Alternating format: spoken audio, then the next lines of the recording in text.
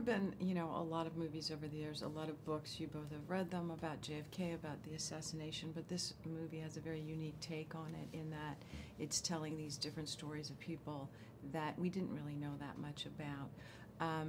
Aside from your particular characters, when you read the scripts, was there anything that was a real revelation to you about any of these stories? Did anything jump out at you beyond, or did you just focus on your particular Oswald moments? Well, I think I love the film because it talks about ordinary people and how such a monumental event affected hundreds and hundreds of people. The doctors and the nurses and the policemen and the Secret Service and the citizens of Dallas and the tiny details about getting a coffin on Air Force One and the funeral of Oswald and how the emergency room at Parkland Hospital dealt with JFK and Lee Harvey Oswald in a space of 36 hours, the same doctors. And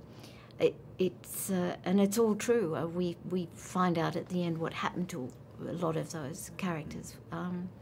So I love the way it took that point of view, and I think we can identify more with those events because that could have been us. We could have been standing in the hallway of that hospital or standing in Dealey Plaza. And I think that's the beautiful thing about our film, and that's, if there's anything I could ask for, you know, that the audience could relate to, is that they can have some empathy and relate to the human element of these characters and to take that personally into their own lives. Because what happened on that day, I don't think is something that, be very careful about this, and we've experienced it in this decade also. There are moments of violence that affect all of us. And they have ripple effects across not only this small circle, which is our families, but our country and the world. And you said earlier, if we don't learn from our past, we're doomed to repeat it.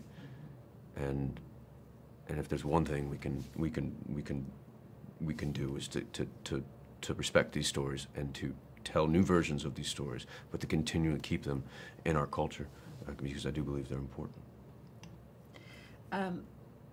There's a huge, wonderful cast in this movie of highly respected actors. It was very apparent last night on stage seeing you all lined up at the premiere. That was the first time we were all together. Well, that's what Paul told me. So that's so interesting because, I mean, having seen the movie, I understand that, but you had very little interaction with, obviously the two of you did, but did you meet anybody else? Did you interact at all? I met Billy Bob Thornton for about 10 minutes in the makeup trailer because we were just crossing over. But because the nature of the film is so episodic, we were all shooting our bits in little sections, and so we didn't get to meet. I only met Jeremy Strong last night, who plays Lee Harvey Oswald. He said, "You don't know me, but you played my mother." And it was a joy to meet him. And of course, Paul Giamatti, I've had on a pedestal for many years. Well, there's another example. The Zapruder story is beautiful. It's heart-wrenching, and all of those tiny stories got a little bit submerged because of the bigness of the main story. Well, the Zapruder, you know, for years, the Zapruder film, with no sense of the man. You know, I didn't have any sense of the man. It became so much bigger than that person, and the movie does a beautiful job of sort of giving you context and layers to that. Yeah. What about you? Anybody, like the experience of these other actors, you didn't really, I can't really ask that question, you didn't really work with them other than Jacki, right? I worked with Jacki. Jeremy Strong, who actually I've known from New York for a while. I know him from theater in New York, and then Paul Sparks is another New York actor who worked with Paul and Billy Bob. I've known him, but I mean, Billy Bob, I had one moment with him. We walked by each other in a hallway, and we say two lines to each other, and we walk by. And it's fascinating to me that we do this. We're in a movie together, and this is that moment, and then we passed, and then we went out to dinner, and we traded stories all night. You know, that's, I love the moment when we all come together. Yeah. Film is a collaborative process, and it takes a long time, and then you have this moment where we all come together, and you kind of you give it away. One last question. What do you hope audiences take away from this movie? That's a tough question. What do I hope? I think you said it when you said empathy. I think to see that it wasn't just one of the biggest events of the 20th century. It was something that people just like you or me could have experienced, and how something huge like that does have a ripple effect, and those who forget history are doomed to repeat it.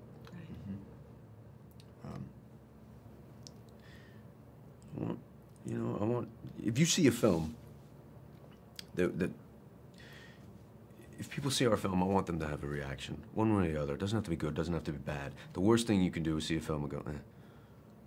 And